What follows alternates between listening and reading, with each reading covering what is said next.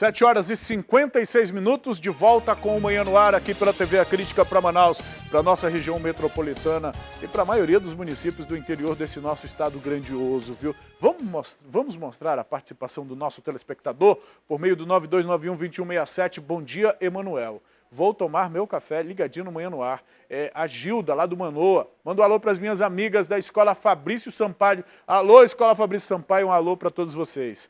Bom dia, querido, ligado no Manhã no Ar, é a Eliane do Jorge Teixeira. Bom dia, Eliane. E quem é esse super-herói aqui embaixo? Aqui? Bom dia, Manuel. Sou Luciano Freitas, tenho 5 anos, já estou esperando a Crítica Kids aqui no bairro Santa Luzia. Muito bem, meu nobre Luciano. Daqui a pouquinho a Crítica Kids está chegando aí. Bom dia, Manuel, parabéns pelo programa. Gostaria de fazer essa utilidade pública aqui no Crespo, início do Igarapé do 40, vindo pela Avenida Rodrigo Otávio. Este poste está inclinado, virou para cima desta residência, nos amarrado aqui, para não... Estão amarrado, né? E as famílias correm risco. Passa essa divulgação para a gente aí, agradecemos as autoridades públicas. É o Antônio, lá do Crespo. Dá uma olhada nessa imagem aqui. Eu não sei se... Robson, tu consegue... Michel, tu consegue dar um detalhe aqui nessa foto aqui, Michel, por favor? Para as pessoas de casa. E principalmente a concessionária, a empresa terceirizada responsável por isso. O poste está escorado, minha gente. Está escorado. As pessoas fizeram uma escora para o poste não cair em cima da residência. É uma situação de risco. Por favor, as autoridades, a Eletrobras aí, por favor, alguém vá até este local. O morador está dizendo aqui onde é, tá? É no Crespo, início do Igarapé do 40, pela Avenida Rodrigo Otávio. Então, essa situação é uma situação de risco. A gente está aproveitando a interação do telespectador aqui para trazer essa informação. Muito obrigado. Sobe mais um pouquinho dessa moça bonita que está aparecendo aqui na tela. Bom dia, já estamos ligados no programa. É a Maiara que está arrumada para ir para a escola. A Maiara já foi para a escola esse horário, né? Bom dia, só de olho nas notícias do Manhã no Ar. Tá nada, tá esperando a Crítica Kid. Olha que linda, olha que linda. Olha os dois indo agora da tornozeleira. Bom dia, Manuel. Que mundo é esse? Como será o futuro dos meus netos? É muita violência. Violência sem fim. É a Vera Lúcia que apresenta essa preocupação. Vera, desculpa, Vera, a gente trazer tanta notícia triste essa hora da manhã, mas a gente precisa divulgar, a gente precisa denunciar, porque isso não é comum, a gente não pode se acostumar com tanta violência, viu?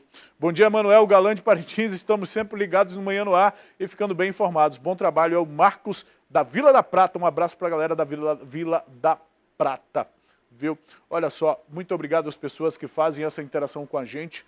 O nosso número para fazer essa interação é o 992. Coloca para mim aí, Jonathan, por favor. Olha, 9291-2167. Esse é o número de WhatsApp da nossa equipe de produção, onde você manda a sua interação, a sua saudação. É importante a gente compartilhar esse momento, mas também comenta as informações que a gente está trazendo aqui no programa, a informação da sua comunidade. O morador ali do Quarentão, do Igarapé do 40, acabou de trazer a informação daquele poste lá. É uma utilidade pública, é uma situação que coloca em risco, de fato, a vida das pessoas. E aí é importante a gente trazer essa informação. E você tem aí o canal aberto, 9291-2167, para falar direto com a nossa equipe de produção. 8 horas da manhã. Governadores dos estados da Panamazônia, cientistas e representantes da sociedade civil assinaram nesta segunda-feira uma carta com orientações e compromissos em defesa da Amazônia no Vaticano. O documento foi entregue ao Papa Francisco durante o encontro que ocorreu ontem, após o encerramento do Sínodo da Amazônia. Entre as autoridades presentes estava o governador do Amazonas, Wilson Lima, e Virgílio Viana, superintendente da Fundação Amazonas Sustentável. Para o governador Wilson Lima, a meta número 1 dos governantes para garantir a preservação da Amazônia deve ser melhorar a qualidade de vida das pessoas, erradicar a pobreza, aumentar o índice de desenvolvimento humano na região, porque com pobreza, segundo o governador, não tem como se preservar nada. 8 horas da manhã, traz a May Chapiamo, acho que a May tem informação para a gente lá do Fórum Ministro. May, você já está ao vivo, pode trazer as informações. Pois é, Manuel, a movimentação está intensa aqui no Fórum Enoque Reis. Já autorizaram a entrada da imprensa aqui na sala, porque vai haver uma coletiva, Manuel, agora às 8 horas da manhã, com o juiz Celso de Paula, que vai atuar aí nesse julgamento do delegado Gustavo Sotero, que vai ser julgado hoje, de acordo com o Tribunal de Justiça do Amazonas. Este julgamento deve durar em torno de 3 dias. Então, a movimentação começou bem grande aqui na manhã desta terça-feira. Esse julgamento está previsto para começar agora às 9 horas da manhã. Os familiares e amigos do advogado Wilson Justus Filho, que foi a vítima e nesse caso já chegou aqui junto com a viúva do advogado, a Fabiola Rodrigues, também, que foi uma das vítimas aí desse crime, vai ser ouvida também durante o julgamento, já está presente, já autorizaram a nossa equipe a entrar aqui nas dependências do Fórum Enoque Reis. Movimentação está grande, estão fazendo aí a revista de algumas bolsas, né, das pessoas que vão participar desse julgamento, e daqui a pouquinho o juiz Celso de Paula vai dar uma coletiva, vai falar sobre esse julgamento que está sendo bastante aguardado. A gente não sabe ainda o que ele vai dizer durante essa coletiva, que vai começar daqui a pouquinho às 8 horas e o julgamento às 9. Mas todas as informações sobre essa coletiva com o juiz Celso de Paula a gente vai trazer daqui a pouquinho para saber o que ele vai falar nessa coletiva, viu, Emanuel? Eu volto com você.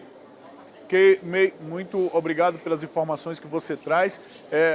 O juiz está dando muita transparência neste caso, já anunciou inclusive que haverá coletiva durante esses 3 dias, o juiz Celso de Paula está inclusive abrindo, né? O acesso à imprensa. É importante deixar claro que o conselho de sentença não deve ser registrado em foto ou em vídeo, afinal de contas são cidadãos convocados pela justiça para fazer parte do julgamento e precisam ter a sua identidade preservada, mas o juiz está dando total transparência. Diretora, a senhora me falou ainda alguma coisa sobre o advogado de defesa, o Daledoni, ainda há pouco? A senhora pode repetir? O advogado ainda não chegou no fórum, viu? Assim que ele chegar lá no fórum de justiça, ministro Enoque Reis fala com a nossa equipe de reportagem. Nós ainda temos meia hora de programa, a Meixa Piama está posicionada lá, então logo que os advogados, tanto de defesa quanto de acusação, chegarem por lá, a gente traz as informações. Daqui a pouco tem coletiva também e você acompanha tudo isso aqui na tela da TV A Crítica. Agora, tem uma coisa que eu gostaria de trazer para você, para quem está nos assistindo aqui, em relação a este caso. O que deve acontecer com o Gustavo Sotero? Ele vai enfrentar um julgamento, um tribunal do júri. É um julgamento em que a defesa e a acusação se apresentam, a acusação mostra que tipo de provas tem a acusação que faz contra o réu, contra quem está sendo julgado. A defesa vai lá, apresenta os argumentos de defesa, os contra-argumentação, as provas e tudo mais. As testemunhas se pronunciam também, as testemunhas de acusação, as testemunhas de defesa. E tudo isso é apresentado por um conselho de sentença formado por jurados, por cidadãos de conduta ilibada, convocados pela justiça, são cidadãos convocados pela justiça, que vão analisar os argumentos com base naquilo que for apresentado a eles e vão decidir, em sua maioria, se o réu é culpado ou inocente. No caso de culpa, se o conselho de sentença determinar que o réu, neste caso, o Gustavo Sotero, é culpado, ele será condenado. E a condenação, a pena, é imposta pelo juiz, de acordo com o entendimento do juiz, com a interpretação que o juiz faz da lei, da legislação, com base no crime pelo qual o réu foi julgado. Então, condenado, o juiz vai lá e aplica a sentença. Digamos que haja uma condenação. O cumprimento da pena pode ser de imediato ou não. Isso porque, meus amigos, o Supremo Tribunal Federal deve discutir nos próximos dias esta questão. Mais uma questão. Isso não tem a ver com a decisão da segunda instância, não, que eles estão discutindo, tá? Não tem a ver com a decisão de segunda instância, não. A prisão, logo após a segunda instância, é uma discussão. Paralelo a isso e também em decorrência disso, porque pensa comigo, se o cara não pode ser preso ou corre a possibilidade de ele não ser preso, e por que corre a possibilidade? Porque vários ministros que ainda não votaram, Celso de Mello, Gilmar Mendes, Dias Toffoli, esses 3 ministros pelo menos, isso aí já formaria a maioria. esses 3 ministros não são favoráveis à prisão logo em segunda instância. Se o cara não pode ser preso depois da condenação em segunda instância, que dirá no tribunal do júri? Que dirá no tribunal do júri? O Supremo, então, vai decidir, por um pedido do Ministério Público, houve uma decisão do Superior Tribunal de Justiça que colocou em liberdade um preso que entrou com recurso depois de ter sido condenado em um tribunal do júri assim, como este que o Gustavo Sotero vai passar aqui. Este preso, por um caso de feminicídio, foi condenado pelo tribunal do júri, mas ganhou no STJ o direito de responder, aguardar o recurso em liberdade. Agora o Supremo vai decidir sobre isso aí. Já pensou, meus amigos? O cara passa 2 anos preso preventivamente por conta de um crime, se for condenado pelo Conselho de Sentença num julgamento no Tribunal do Júri, de acordo com o que decidiu o Supremo Tribunal Federal daqui a pouco aí, ele pode aguardar em liberdade, caso ele tenha condições de recorrer. Onde a gente vai chegar? Onde a gente vai chegar? No caso do Sotero, caso ele seja condenado, tá? Não estou condenando previamente aqui o Sotero, não, é previamente. Imagine só, se o STF, se o Supremo Tribunal Federal decidir que, assim como na segunda instância, depois do Tribunal do Júri, o preso tem direito a não ser preso, o réu tem direito a não ser preso, e a recorrer em liberdade, o cara só vai ser preso, meu amigo. Alguém que tenha condições, eu imagino que o Gustavo Sotero tenha condições de recorrer em instâncias superiores, no caso para a segunda instância, recorrer ao Tribunal de Justiça do Estado do Amazonas, aos desembargadores. Se ele tiver condição disso, diante de uma decisão dessa do Supremo, vai aguardar em liberdade. Por quantos anos? Pelo tempo que ele tiver condição de pagar advogado para estar recorrendo na Justiça. Isso pode ser pode ser pelo menos uma década. Pelo menos uma década fora da cadeia. Eu só estou dando um exemplo do Sotero. Ele ainda vai, o julgamento dele vai começar agora, tá? O julgamento está começando agora. E o que o presidente do Supremo Tribunal Federal está propondo, viu? Ele está propondo ao Congresso uma proposta que faça com que acabe a questão da prescrição. O que é? O que é a prescrição? É assim, cada crime cometido, de acordo com a lei, de acordo com o crime, ele tem um tempo pelo qual o caso precisa ser encerrado. Então, o que ocorre hoje? O cara comete um crime, acontece os trâmites na justiça, ele é condenado, mas ele recorre. O tempo passa, e aí o período que ele tem, que a justiça tem para condená-lo, expira por aquele crime. Aí acontece a prescrição. O presidente do Conselho Nacional de Justiça, que também é o presidente do Supremo, o Dias Toffoli, está propondo ao Congresso que, enquanto o réu estiver recorrendo, enquanto houver recurso em instâncias superiores, essa prescrição, esse prazo não ocorra. E aí pode ser um sinal de que, na verdade, meu diretor, eu acredito que esse é um sinal de que a segunda instância, que deve ser institucionalizado isso que eles estão sinalizando mesmo, sabe? Abolir a prisão logo após a segunda instância e esperar todos os prazos, já que ele está propondo o fim da prescrição, enquanto o processo os advogados estão recorrendo, pode ser que isso já sinalize mesmo a intenção do Supremo em acabar com a prisão em segunda instância, o que acaba, por exemplo, com a delação premiada, a troco de que alguém vai denunciar os colegas de crime, já que ele corre a possibilidade de não ser preso, ou ser preso depois de uma década, enfim. Agora, olha só, esse é só um dos assuntos do Supremo. Ainda tem uma outra pauta aqui, viu? No dia 6 de novembro, por exemplo, está pautado um julgamento que discute o porte de drogas para consumo próprio. É a posse de drogas para consumo de droga lá no Supremo Tribunal Federal. Isso sob relatoria do nobre ministro Gilmar Mendes. O julgamento teve início em 2015, para você ter uma ideia. Para aí o texto para mim, por favor. Volta um pouquinho só essa informação, que eu quero ler a informação que está aqui no meu teleprompter certinho. Isso, para bem aí, por favor.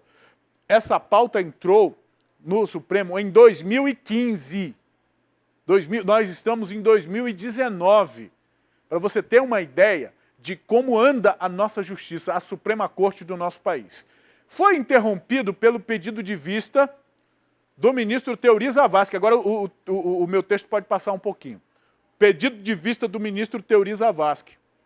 O ministro faleceu. O ministro faleceu. Ficou parado, mas agora voltou. O relator, Gilmar Mendes, votou no sentido ao recurso, entendendo que a criminalização estigmatiza o usuário e compromete medidas de prevenção e redução de danos e gera punição ao usuário e violação do direito à personalidade. Volta para mim, por favor. Volta para mim, por favor. Eu gostaria de ler esse argumento do ministro novamente. Volta o meu texto aqui, por favor. Quem está operando o TP? Volta o TP para mim um pouquinho, por favor. Aí, bem aí, por favor, bem aí. Vamos lá.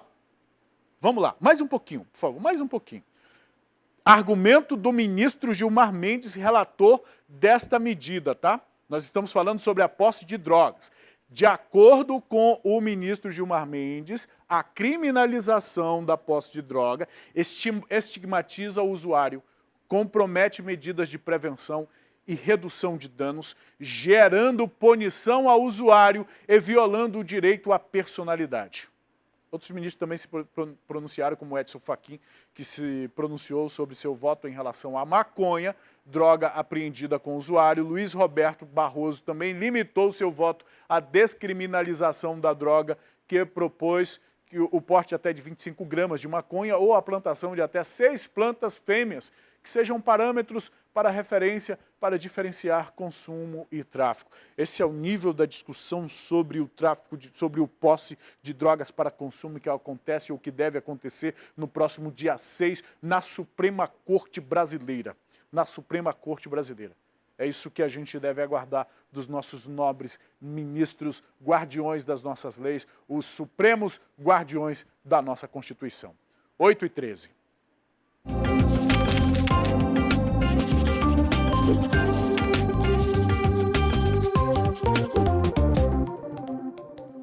Vamos falar de educação, porque se alguma coisa pode melhorar esse país é a educação, viu? E o Enem faz parte de todo esse processo. Após um longo período de preparação, um longo ano de preparação, faltam só 3 dias para que mais de 118 mil amazonenses lotem as salas de aula do Estado para o vestibular do Enem, viu?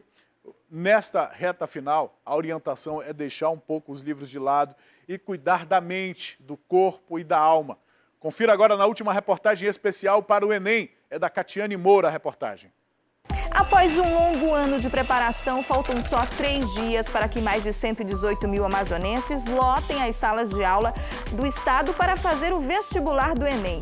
Nessa reta final, a orientação dos especialistas é relaxar, deixar os livros de lado, cuidar da mente, do corpo e da alma. Relaxar. Será que isso é possível antes do Enem?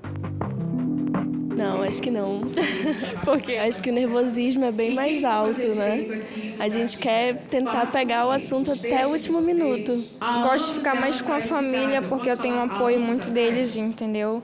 Mas a gente não tem como ficar tranquilo nem uma semana antes, porque a gente fica mesmo querendo que chegue logo pra gente ver o resultado de que a gente foi bem ou não.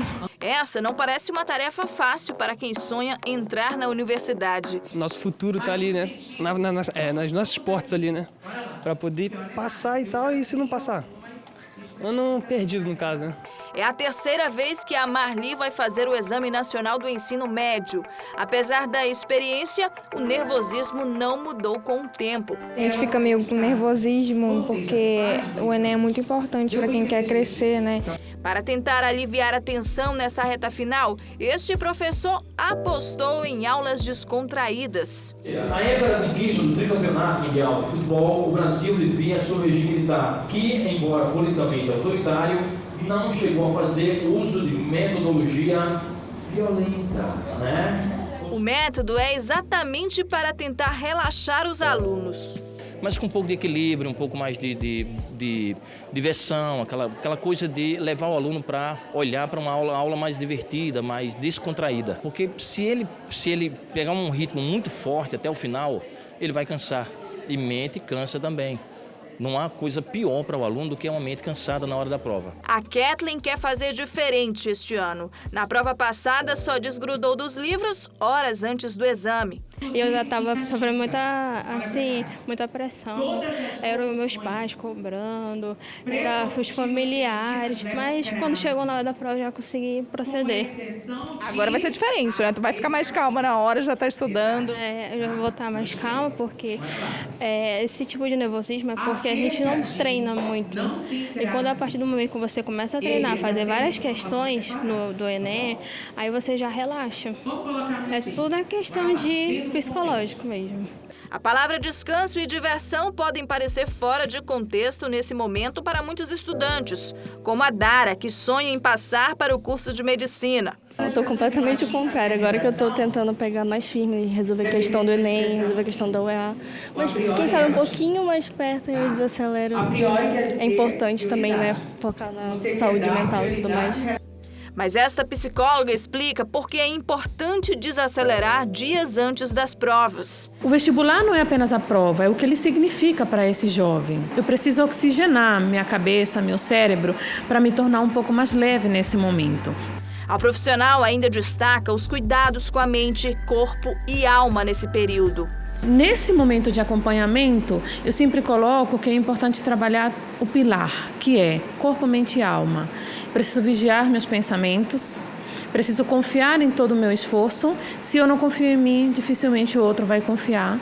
Então, eu preciso me fortalecer emocionalmente. Planejamento, autoconfiança e plano B. Afinal, o Enem, segundo a Angélica, é só o início de muitos outros ciclos que ainda virão.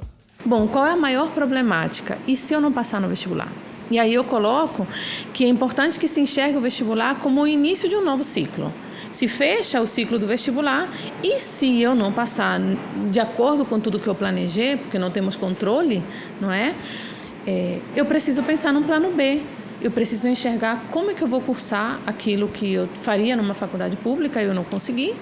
Se eu vou trabalhar, se eu fazer um estágio, se eu vou postergar a graduação por mais um ano. Então, enxergar o processo do vestibular ou dos processos seletivos como mais um momento para aprender e não como um momento de fracasso ou de fim de vida. Pelo contrário, é o início. Não é assim quando a gente está aprendendo a caminhar? Toda vez que a gente cai, aprende, levanta, continua até andar perfeitamente. É assim mesmo, não pode desistir. Agora vejam, a gente está trazendo uma reportagem daqueles que estão se preparando para entrar no ensino superior, daqueles que estão lutando por uma oportunidade. Agora a gente vai trazer uma outra reportagem que é da contramão. Estudantes do ensino superior que estão desistindo do plano, desistindo do estudo, desistindo, viu? De acordo com o censo de 2018, mais de 56% dos universitários ingressantes em 2010 desistiram do curso. Vamos ver os motivos na reportagem. Um futuro promissor, estabilidade financeira e paixão pelo que faz. É isso que praticamente a maioria das pessoas que ingressam em uma faculdade esperam, mas nem sempre o curso escolhido corresponde às expectativas do aluno. Esses fatores eles variam desde da expectativa do aluno em relação ao curso que ele se matriculou. Alguns alunos se matriculam em cursos que eles não escolheram inicialmente, às vezes por pressão familiar ou por realmente desconhecer a opção que ele estava tomando no momento do processo seletivo. Tem a questão também de quando o aluno conhece o curso superior, ele escolheu o curso e tal, mas ele, ao conhecer a dinâmica da universidade, a dinâmica do ensino superior, às vezes o aluno fica frustrado porque ele estava imaginando que o curso seria uma certa dinâmica, acontece outra. A frustração é apenas uma das causas que levam os estudantes a deixarem as salas de aula.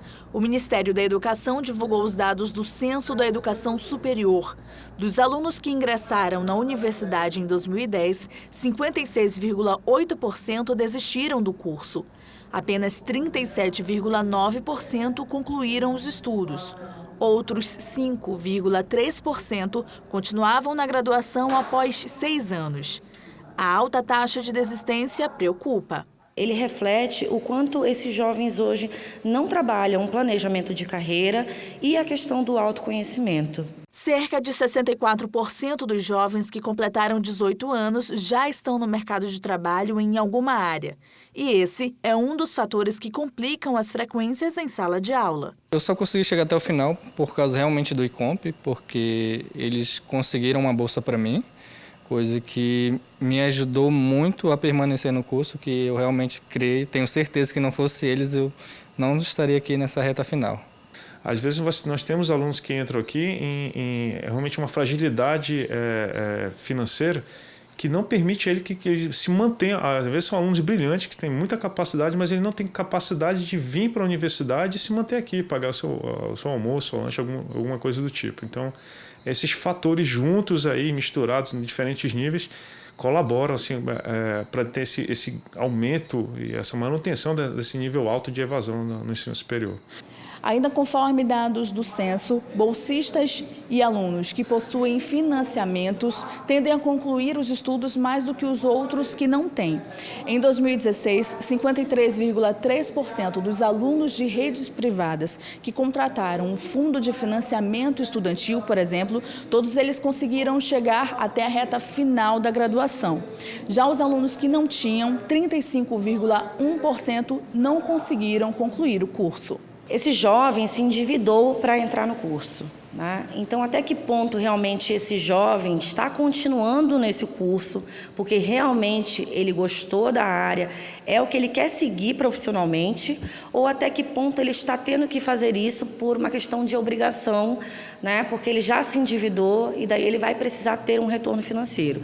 O que precisa ser avaliado é se após a conclusão do curso desse jovem que fez através do FIES ou do ProUni, se ele está atuando dentro da área, né? Como é que está sendo o retorno sobre esse investimento? Porque o que a gente está vendo muito nos dias de hoje é a questão dos subempregos. As pessoas se formam, entretanto, elas se deparam com um mercado extremamente competitivo, com um nível de exigência de qualificação imenso, com salários baixos.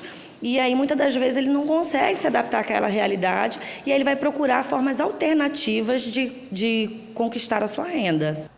O processo de escolha profissional não envolve apenas o fato de optar por uma carreira, mas de renunciar todas as outras oportunidades de carreiras que o mercado proporciona.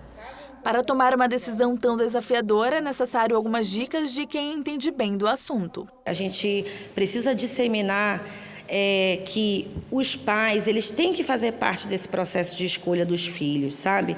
Os pais costumam acompanhar seus filhos no jogo de futebol, na apresentação da escola, mas geralmente quando se trata da escolha profissional, esses pais, eles não têm uma participação tão ativa, tá? Então esse é o primeiro ponto de alerta para os pais. E o segundo, que é claro, que se você puder ter um acompanhamento durante esse processo de um profissional, vai ser muito mais acertada a tua escolha. E esse profissional pode ser um consultor de carreira, pode ser um psicólogo que trabalha com orientação vocacional, com um grupo de jovens. Então é muito importante, sim, que a população valorize esse tipo de serviço e profissionais.